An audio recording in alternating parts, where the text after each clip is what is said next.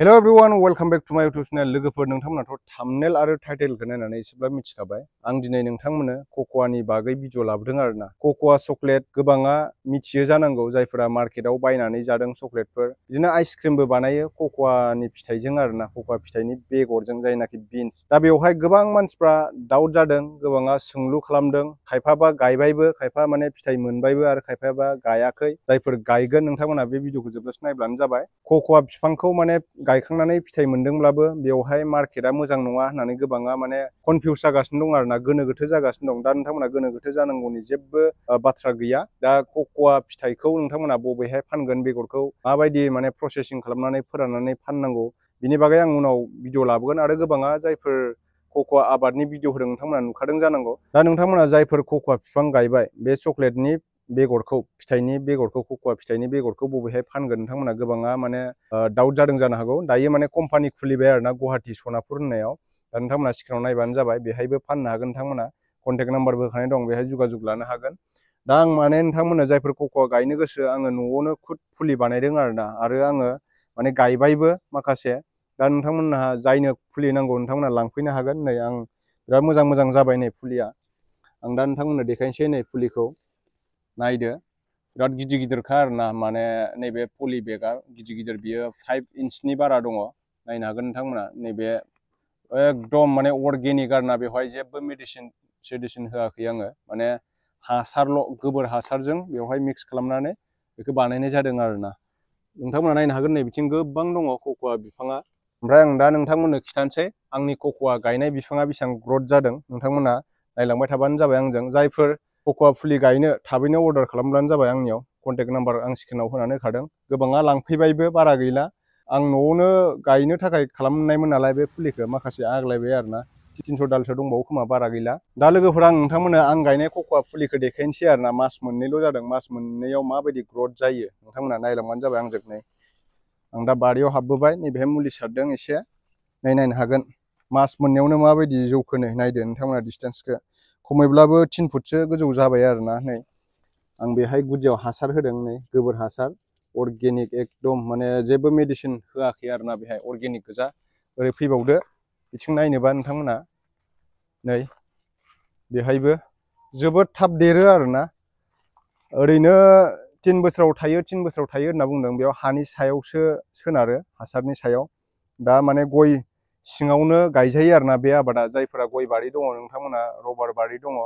लबार बागान सिङावबो गायजागोन साहा बागाननि गेजेर गेजेरबो गायजायो बेनिफ्राय जायफोरा भिडिअ नायदों नोंथांमोना मिथिखादोंआनो गोबां मानसिफ्रा बिदिनो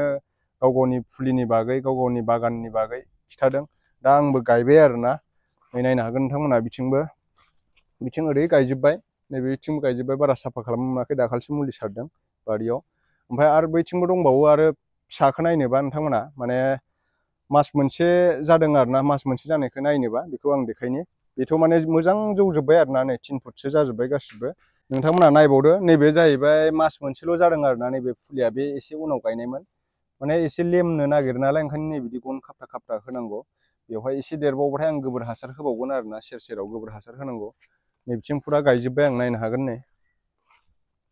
नैबे नै मास मोनसेल' जादों बे फुलिया माने गायनाया आरोना गायनायनिफ्राय मास मोनसेल' जादों बिराद मोजां ग्रथ जायो बेनिफ्राय नैबेथ' हप्तासेल' जादों गायनाया हप्तासेयावनो बिराद गिदिर देरबायानो नै दा नोंथांमोना जिनाखि फुलि नुदों बेनो आरोना बेखौनो गायजोबदों आङो दा आंनाव बिदि माने बिफांबो गैया आङो माने केरेलानिफ्रायसो बिहरदों आरोना बेगरखौ दा नोंथांमोना जायफोरनो फुलि नांगौ नोंथांमोना आंनाव कन्टेक्ट खालामबानो जाबाय स्क्रिनाव होनाय कन्टेक्ट नाम्बाराव दा ओरैनो थास्लायस्लाय गय बारि सिङावथ' जायगाफ्रा ओरैनोसो थाखायो नालाय हावासि जायगायाव बांसिन मोजां जायो आरोना आंनि साननाय बा आं जिनाखि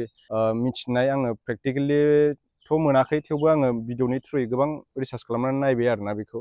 माबायदि जायगायाव 75% बेनो सायहा नांगौ जायो आरो सायहा गुबुन दंफांनि सिङाव बा साबसिन जायो आरोना हावासिफोराव हावासि जायगा जानांगौ कक'आ बिफांनि थाखाय लेरख'फोर बायदिसो नालाय लेरख' जायफोर लिथुखौ मिथियो बारा गिदिर गिदिर जाया दंफाङा बिदिनो बेखौ उनावहाय आङो काटिं खालामनांगोन आरोना काटिं खालामनानै होनांगौ दालाय बारायनायखौ